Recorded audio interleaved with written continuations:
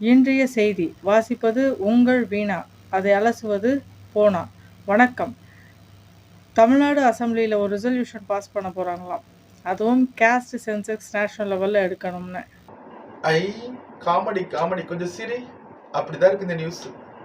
ஜாதி வாரி கணக்கெடுப்பு இறையாண்மை சட்டப்படி தப்பு. ஆனா நம்ம தலைவருங்க நம்ம தப்பு பண்ணக்கூடாதுன்னு தமக்கு மேல இருக்கிறவங்கள தப்பு பண்ண வைக்க கிரிமினலா யோசிக்கிறாங்க. அவ்வளவுதான், சொல்றதுக்கு ஒண்ணும் இல்ல. அடுத்த நியூஸ்.